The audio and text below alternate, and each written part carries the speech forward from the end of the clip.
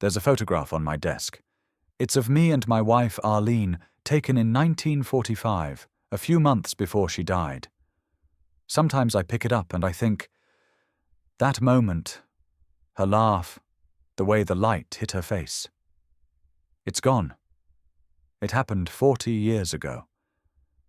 But then I remember something I learned spending my whole life studying time, and it stops me cold. That moment? It's not gone, it's still there.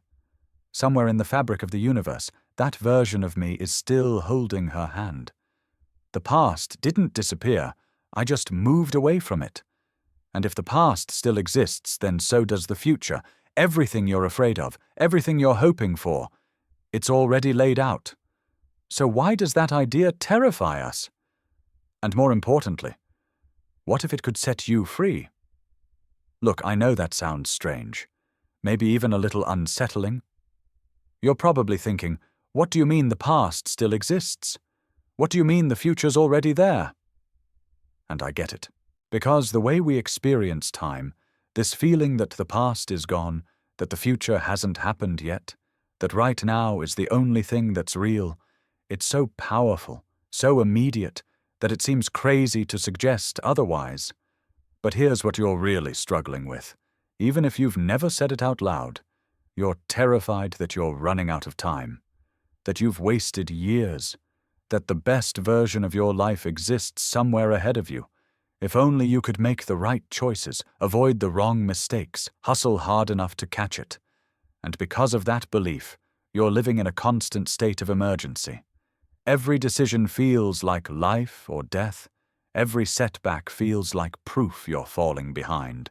Every time you lie awake at 3 a.m, your mind is racing through all the possible futures, trying to figure out which path leads to safety and which one leads to disaster. I've seen this in students. I've seen it in colleagues. Hell, I've felt it myself. This crushing weight of believing that the future is a blank page and you're holding the pen, and if you just write the wrong thing, if you hesitate for 1 second, if you make one mistake, you'll ruin everything. But what if I told you that idea, that the future is a blank page you need to fill correctly, is not just wrong, but scientifically wrong, not metaphorically wrong, not philosophically debatable, but actually, demonstrably, according to the best understanding we have of how the universe works, wrong. This video isn't about motivating you to create your future.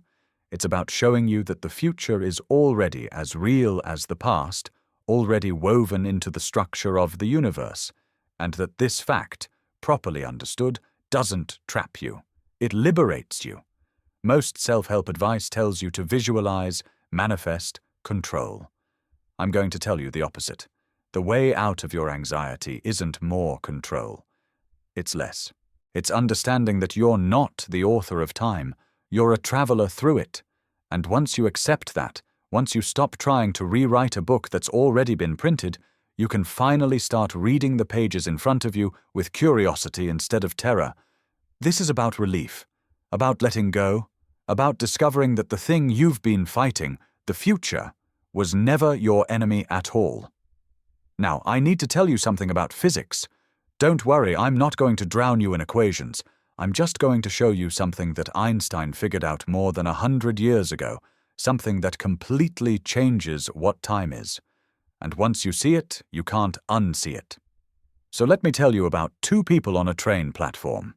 One person is standing still, waiting for their train. The other person is already on a train, moving past the platform at high speed. And at the exact moment the moving train passes the person on the platform, lightning strikes both ends of the platform.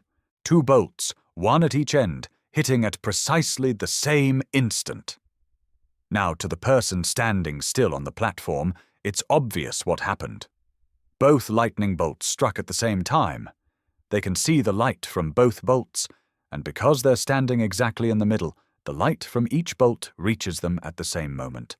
Simultaneous, simple, but here's where it gets weird. The person on the moving train sees something completely different. Because they're moving toward one end of the platform and away from the other, the light from the front lightning bolt reaches them before the light from the back bolt. For them, the bolts didn't strike simultaneously. The front one happened first, then the back one happened later. Now, you might think, well, that's just a trick of perception, right? Like how a sound seems to come from a different direction when you're moving. But no. Einstein showed that this isn't about perception. This is about the actual structure of time itself. Who's right? The person on the platform who says the bolts struck simultaneously? Or the person on the train who says one happened before the other? Both of them. They're both right.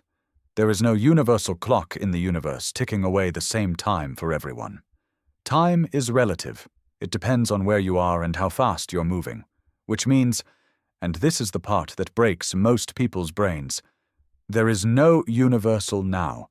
What's happening right now for you might be in my past or my future, depending on our relative motion through space. Think about what that means. Right now, as you're listening to me, somewhere in the universe, because of the way space-time works, there's a perspective from which this moment is already in the past. It's done. It's over. And there's another perspective from which this moment hasn't happened yet. It's still in the future. So which is it? Is this moment now, or past, or future? All of them. It depends on where you're looking from. And if there's no universal now, if past and future are just labels we give to different parts of space-time, depending on our perspective, then the future can't be something that doesn't exist yet. It has to be already there, just elsewhere in space-time. Like a city you haven't visited yet, but that doesn't mean the city doesn't exist. Now, I know what you're thinking. Okay, Feynman, that's cute physics talk. But I'm not moving at the speed of light. I'm sitting here worrying about my job interview next week, or my relationship, or whether I've screwed up my life. What does Einstein's relativity have to do with that? Everything. Because you've been treating the future like it's under construction. Like if you just plan hard enough, worry hard enough, visualize hard enough, you can control what gets built. But the universe doesn't work that way. The future is already there, like a city you haven't visited yet. You can't change the city by worrying about it from a distance. You can only walk toward it and see what's there when you arrive. Does that mean you're helpless? Does that mean nothing you do matters? No. It means you're free. Free from the illusion that your anxiety is productive. Free from the belief that you can think your way into a different timeline. You're already on the path. The only question is whether you're going to fight every step or learn to walk with grace. Let me tell you what this looked like in my own life. When I was young, I made a mistake that haunted me for years. I won't bore you with all the details, but the short version is this. I hurt someone I cared about through my own stupidity and arrogance. I was young, I thought I knew everything, and I said something cruel without thinking about how it would land. And the look on their face when I said it, I can still see it. That moment of pain I caused. For a long time, years actually, I wished I could go back and change it. I replayed the moment in my head 1,000 times, imagining what I should have said, what I could have done differently. If only I'd been smarter, kinder, more aware. If only I'd kept my mouth shut. If only. But then one day, I was working on some calculations, thinking about the mathematics of space-time, and something clicked. The past doesn't disappear.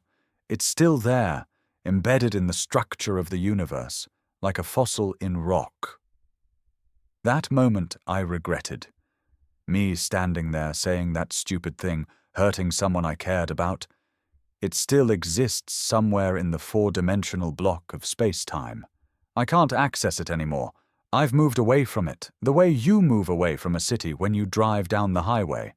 But it's as real as this moment right now. And if the past is unchangeable and permanent, if it's frozen into the fabric of reality itself, then so is the future. The future isn't being written right now. It's already written. We just haven't read that part of the book yet. Now, you might think that's depressing, like I'm saying you're stuck, that nothing you do matters, that you're just a passenger watching a movie you can't change. But that's not it at all. What I realized is this. I was spending all my energy trying to change something that couldn't be changed. Not because I lacked power, not because I wasn't trying hard enough, but because it was already fixed in the fabric of reality. I couldn't go back and unsay those words. That version of me who said them, he's still there in space-time, saying them, forever, and beating myself up about it, replaying it endlessly, wishing it were different. None of that changed anything. It just made the present moment, the only moment I actually had access to, miserable. And the same thing is true about the future. The future you're worried about? It's already determined, not by fate, not by some cosmic plan, not by God or karma or the universe conspiring for or against you, but by the laws of physics, by the choices you've already made, by the momentum you've already created, by the structure of cause and effect playing out across space-time. You're not building the future, you're discovering it. Like a hiker walking through fog. The mountain was always there, you're just finding out what shape it has as you climb. And once I understood that, really understood it, something shifted. I stopped fighting. I stopped trying to outthink the universe. I stopped treating every decision like it was going to make or break my entire existence. I started paying attention to what was actually in front of me, instead of what I wished was there, or what I was afraid might be there. The irony is, the moment I stopped trying to control the future, I started making better decisions. Because I wasn't paralyzed by fear anymore. I wasn't so terrified of making the wrong choice that I couldn't choose at all. I was just curious. What's going to happen? Let's find out. And curiosity, I discovered, is so much lighter than control, so much freer, so much more alive. Now here's where people usually get stuck. They say, okay, if the future already exists, if everything's predetermined, then what's the point? Why should I try? Why should I care? If it's all already decided, why not just give up? And I understand that reaction. But it's based on a misunderstanding of what I'm saying. I'm not saying you don't have agency. I'm not saying your choices don't matter. I'm saying the opposite.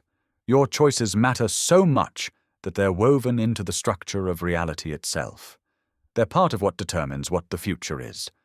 But you can't choose differently than you're going to choose.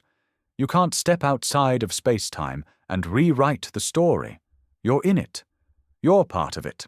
And the version of you that exists 5 minutes from now, the choices that version of you makes, those are already there in space-time, just as real as the version of you that existed 5 minutes ago. Does that mean you have free will? I don't know. Honestly, I don't think physics can answer that question. Free will might be an illusion, or it might be real in some way I don't understand. But here's what I do know. Whether or not you have free will, worrying about the future doesn't change it. Anxiety doesn't alter the sculpture of space-time. It just makes the experience of moving through it miserable. So the question isn't, can I change the future? The question is, what kind of traveler do I want to be? Do I want to walk through space-time kicking and screaming, fighting every step, terrified of what is around the corner? Or do I want to walk with some measure of peace, some measure of curiosity, some measure of trust that whatever's there is what's there, and I'll deal with it when I get there? Let me give you another way to think about this. Imagine time is like a movie. When you're watching a film, you experience it frame by frame, moment by moment. You don't know what's going to happen next. The characters don't know what's going to happen next. But the whole film already exists. Every frame, from opening credits to the final scene, is already there on the film reel or the hard drive or however movies are stored these days. Does the fact that the ending already exists make the movie less meaningful? Does it make the characters' struggles less real? Does it mean you shouldn't care what happens? Of course not. You still get invested. You still feel the tension. You still hope the hero makes it through. The fact that the ending is already there doesn't change your experience of watching it unfold. That's what it's like to be alive in a universe where the future already exists. Yes, the ending is already there. Yes, everything that's going to happen is already woven into space-time. But you don't know what it is yet. You're experiencing it moment by moment, frame by frame. And that experience is real. Your feelings are real. Your choices are real. The fact that they're already determined doesn't make them less yours. Here's something else I figured out. Most of your stress, most of your anxiety, comes from a simple misunderstanding about time.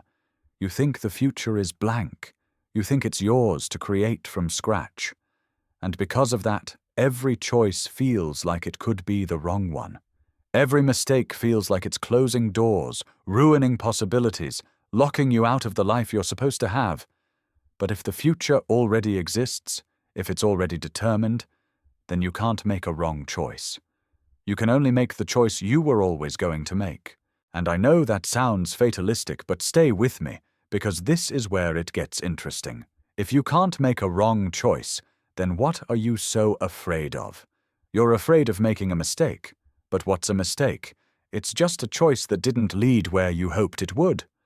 But if the future's already there, if the path is already laid out, then there are no wrong turns. There's only the path, your path, the only one you were ever going to take. Now, before you spiral into nihilism, let me be clear. This doesn't mean nothing matters. It means the opposite. It means you can stop treating every decision like it's life or death. You can stop replaying your mistakes, wondering if you ruined everything.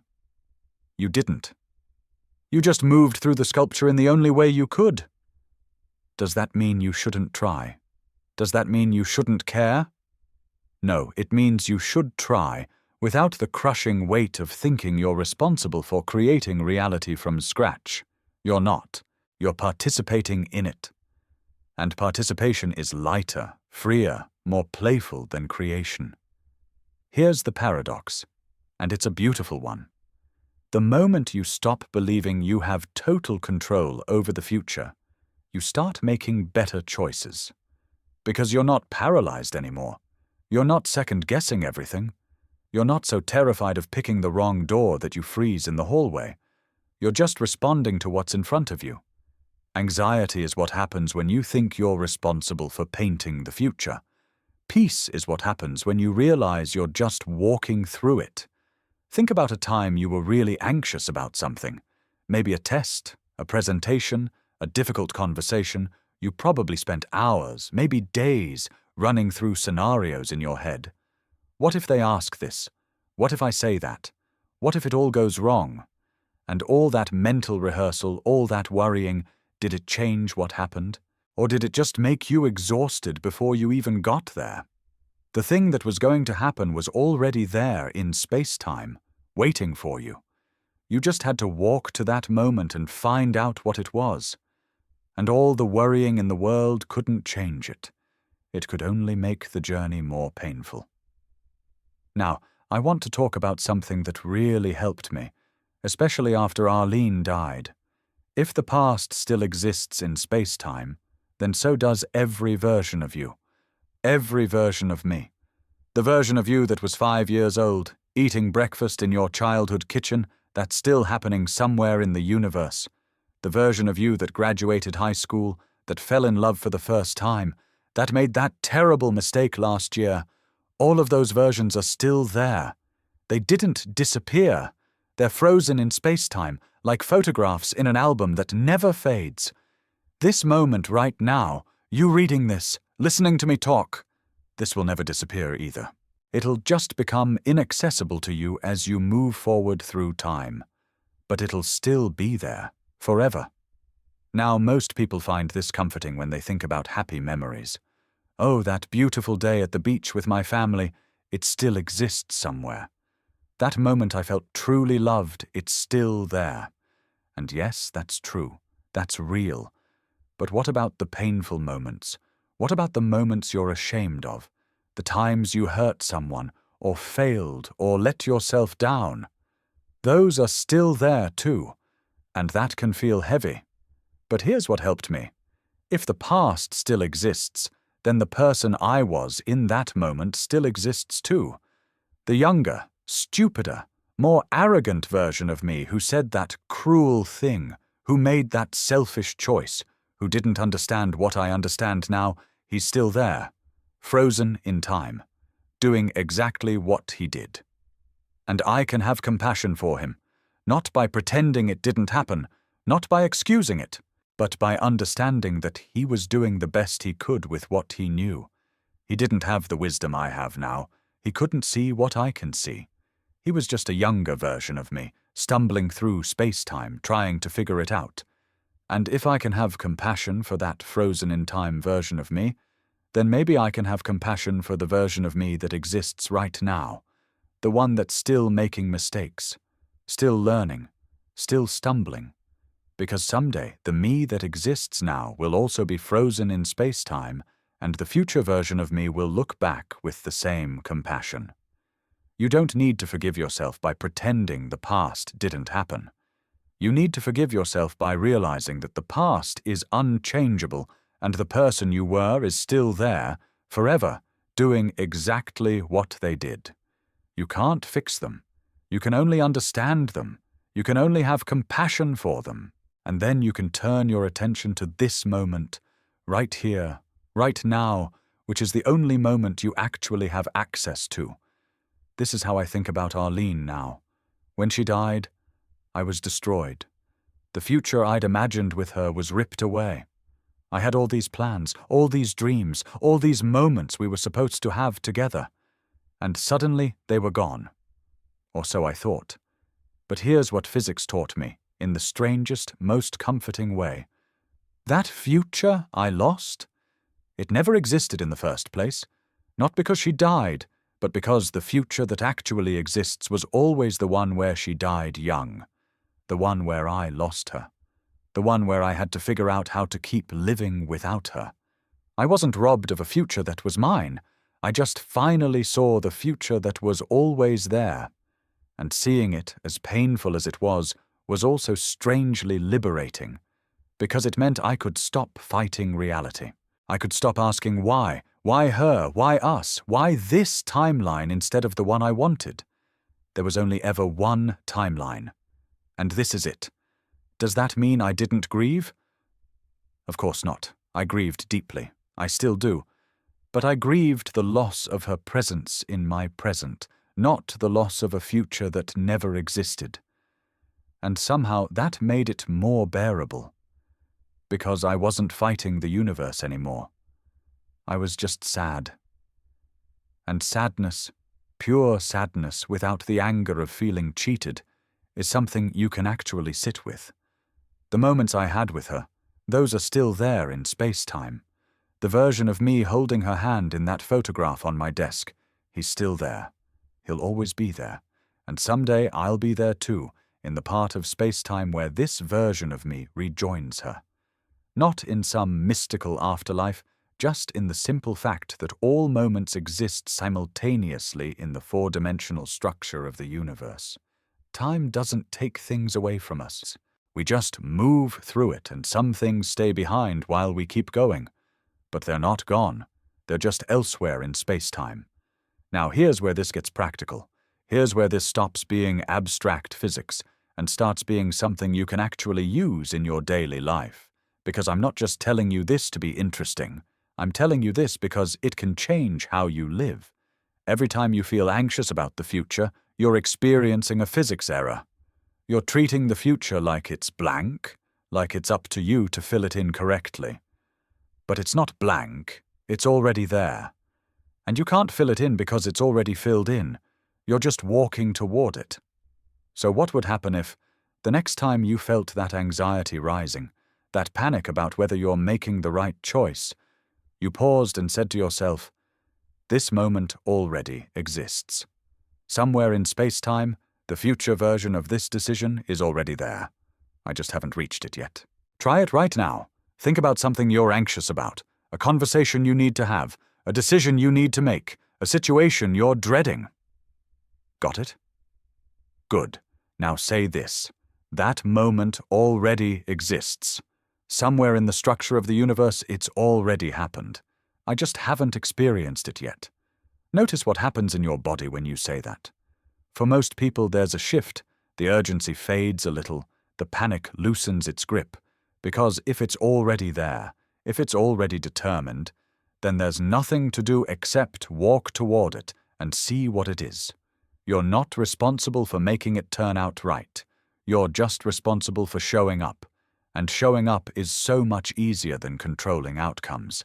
This doesn't mean you stop preparing. It doesn't mean you stop caring.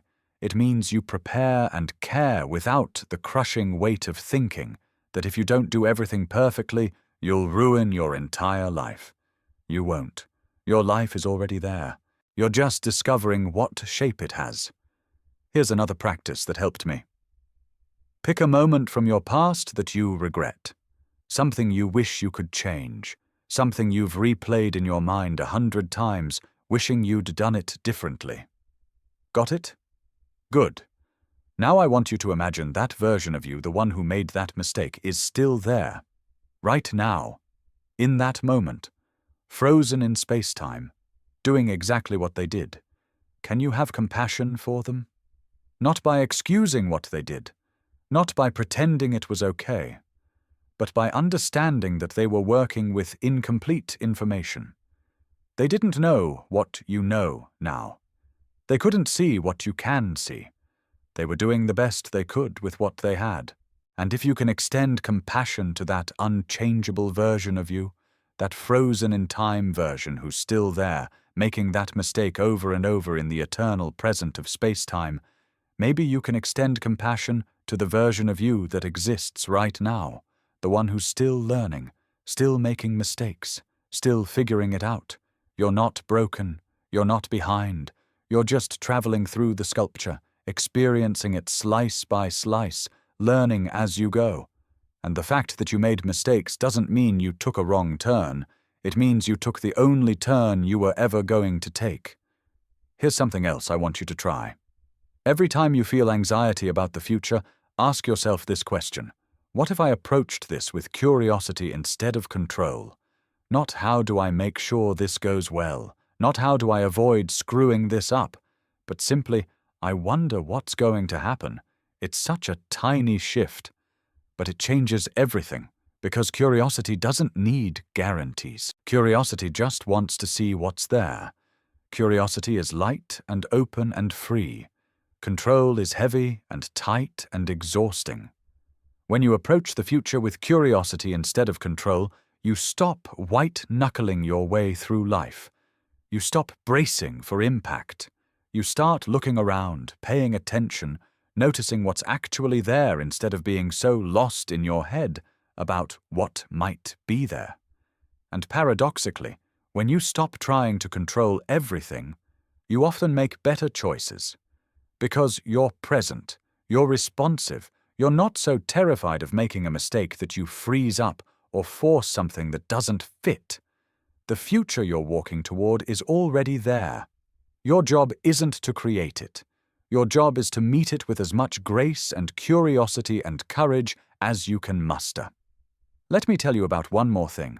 One of the most painful beliefs people carry is that they've wasted time, that they're behind, that they should be further along by now, that somewhere out there is the life they were supposed to have, and they missed the exit. I see this all the time.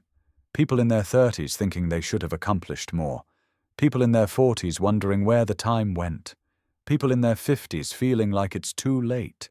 And underneath all of it is this belief that there was some perfect timeline they were supposed to be on, and they screwed it up. But if time is a sculpture, if past, present, and future all exist at once, then there's nowhere to be late to. You're exactly where you are in space-time. Not because you deserve it, not because you manifested it, not because you worked hard enough or didn't work hard enough, but simply because that's the slice of space-time you're currently experiencing. The life you think you should have? It doesn't exist. It never did. There's only the life you actually have, the one unfolding in front of you, moment by moment, and once you stop comparing your actual life to an imaginary alternate timeline, you can finally start paying attention to the life you're living. That's not resignation. That's not giving up. That's clarity. That's reality.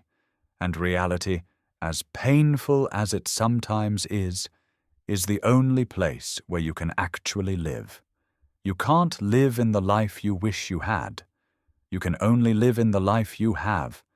And the moment you stop fighting that fact, the moment you stop insisting that reality should be different than it is, you become free to actually engage with reality as it actually is.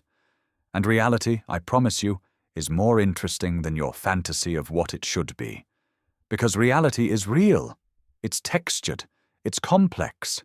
It surprises you. Fantasy is just you in a room by yourself, making things up. Reality is you in the world, discovering what's there. Now, I want to be clear about something. I'm not saying don't have goals. I'm not saying don't try to improve your life. I'm saying hold your goals lightly. Pursue them with curiosity, not desperation. And if the future that arrives is different from the future you imagined, don't treat it like a failure. Treat it like new information. Because here's the thing. The future you're hoping for is already there, and the future you're afraid of is already there, and probably neither of them is exactly what you're imagining. The actual future is going to surprise you. It always does. Because you're limited. You can't see around corners. You can't predict every variable. You're a human walking through space-time with limited information, doing your best, and your best is enough. Not because it gets you the outcome you want, but because it's literally all you have. It's the only thing you can do. You can't try harder than your hardest. You can't know more than you know. You can only be where you are, doing what you're doing with what you have. And if the future that arrives isn't what you hoped for, you'll deal with it. Because you have to. Because it'll be the present at that point. And humans are remarkably good at dealing with the present. It's the imagined future that destroys us. The present, as painful as it sometimes is always manageable in the moment. Think about it. Think about all the things you were terrified of that ended up happening. Did they destroy you? Are you still here? You are. Because you dealt with them. Because when the future became the present, you rose to meet it. You always have. You always will. The future you're afraid of right now, if it happens, you'll handle it. Not because you're special, not because you're strong, but because that's what humans do. We handle what's in front of us. It's the thing that's not in front of us yet that we're terrible at. We spend all this energy being afraid of it, preparing for it, trying to prevent it. And then when it arrives, we just deal with it. So what if you skipped the fear part? What if you just trusted that when you get there, you'll handle whatever's there? Because you will. You always do. I'm not saying don't prepare. I'm saying don't panic. Preparation is useful. Panic is not. Preparation is looking at what's likely to happen and getting ready. Panic is catastrophizing about all the things that might happen and treating them all as equally probable. The future that actually exists is specific. It's particular. It's one thing, not the 1,000 things you're imagining. Just one. And you don't know which one yet. So why waste energy preparing for all of them? Just walk toward the future and respond to what's actually there when you get there. This is what I mean by curiosity. I wonder what's going to happen. Not, I need to prepare for every possible contingency. Just, let's find out. It's lighter. It's freer. It's more alive.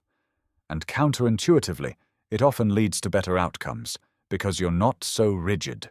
You're not so attached to one specific version of how things should go. You're flexible. You're responsive. You can adapt to what's actually there instead of trying to force reality to match your expectations. Let me bring this back to something concrete, something you can actually do today. Make a list of things you can't change, not things you don't want to change, things you literally cannot change. The past, other people's choices, the laws of physics, the fact that you need to sleep, the fact that you're going to die someday. Got your list? Good. Now add one more thing. The future. You can't change the future because the future already exists. It's already there in space-time. You just haven't experienced it yet. Now ask yourself, what would my life look like if I stopped trying to change the unchangeable? What energy would I get back? What peace would I find? What would I do with all the time and effort I currently spend worrying about things I can't control? You're not giving up. You're not being passive. You're just redirecting your effort toward the only thing you actually have access to, which is this moment, right here, right now, the choices you make in this moment, the attention you pay in this moment, the kindness you extend in this moment. That's all you have. You don't have the past. It's gone. You've moved away from it. You don't have the future. You haven't reached it yet. You just have now, and now is enough. Now is everything. When you really understand this, when you really get it in your bones, something shifts. You stop living in emergency mode. You stop treating every moment like a crisis. You start noticing things. The light coming through the window, the taste of your coffee, the sound of rain, the small kindnesses people extend, the tiny miracles of ordinary life. Because when you're not constantly in your head, worrying about the future, or replaying the past, you can actually be here, in the only place you ever actually are, the present. And the present, I promise you, is more interesting than you think. It's richer, it's fuller, it's more alive. Because it's real. It's not a simulation or a rehearsal or a memory. It's actually happening. Right now. And you're in it. So here's where we've been. The future already exists. Not because of fate. Not because of destiny. Not because God has a plan or the universe is conspiring for you or against you. But because time itself is not what you've been taught. It's not a river carrying you forward. It's not a blank canvas. It's a sculpture, a four-dimensional structure, and you're moving through it, experiencing it slice by slice, moment by moment. And once you understand that, once you really get it, everything changes. You stop fighting the future. You stop replaying the past. You stop treating every decision like it's going to make or break your entire life. Because it's not. Your life is already there. You're just discovering what shape it has. Instead of fighting, you start walking. With curiosity, with lightness, with the understanding that you're not creating reality, you're discovering it. And discovery is an adventure. Discovery is interesting. Discovery is alive. Does that mean nothing matters? No. It means you can finally stop pretending you're Atlas holding up the world. You're not. The world is holding you. The universe is carrying you. You're just a traveler, moving through space-time, doing the best you can with what you have. And that's enough. You're enough. Not because you've achieved enough or accomplished enough or become enough, but because you're here. You're part of this. You're a slice of space-time experiencing itself. And that's extraordinary. You're not late. You haven't wasted your life. You haven't made all the wrong choices. You've made the only choices you were ever going to make. And the future you're afraid of is already there. And the future you're hoping for is already there. And your job isn't to control which one is real. Your job is to meet it with courage and curiosity and as much kindness as you can muster. The universe is vast and strange and utterly indifferent to your anxiety. It doesn't care if you're worried. It doesn't care if you're scared. It's just there, being itself, following its laws. But it's also beautiful. It's also astonishing.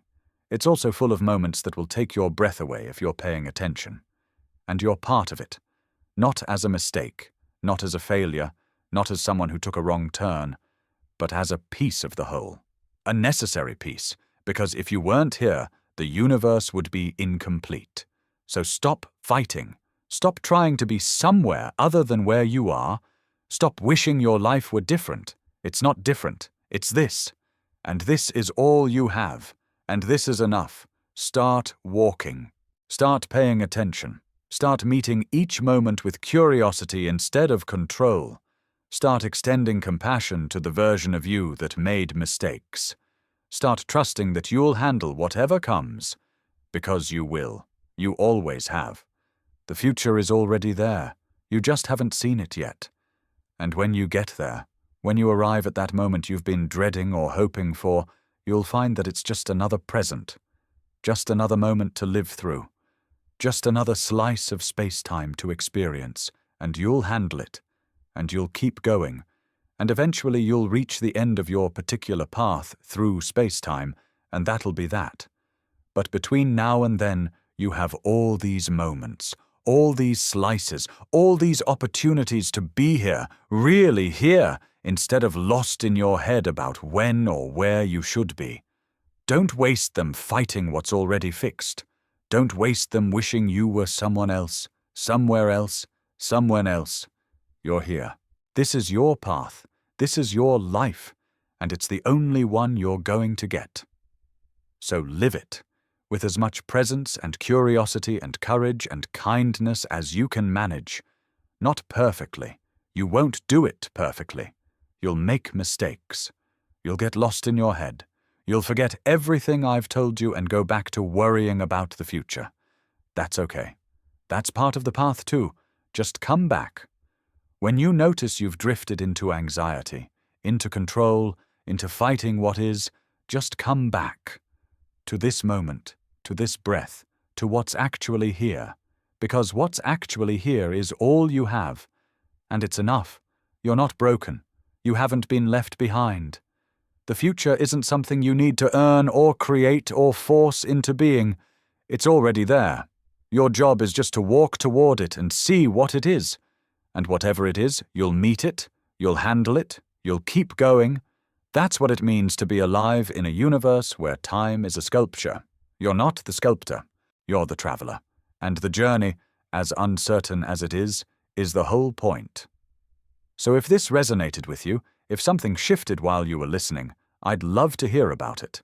Leave a comment and tell me what came up for you, what surprised you, what you're still struggling with, what questions you have, because this conversation doesn't end here. It continues in the space between us, in the shared exploration of what it means to be human in a strange and beautiful universe. And if you want more of this kind of thing, if you want to keep exploring these ideas together, hit subscribe. Not because I need the numbers, I don't care about the numbers, but because I think we're on to something here. Something real, something that matters. And I'd like to keep going with you. Thanks for walking with me. Thanks for being here. Thanks for listening. You're part of this universe too. And that makes you part of something vast and strange and extraordinary. Take care of yourself. Be kind to yourself. And remember, you're not late. The future's already there. All you have to do is show up.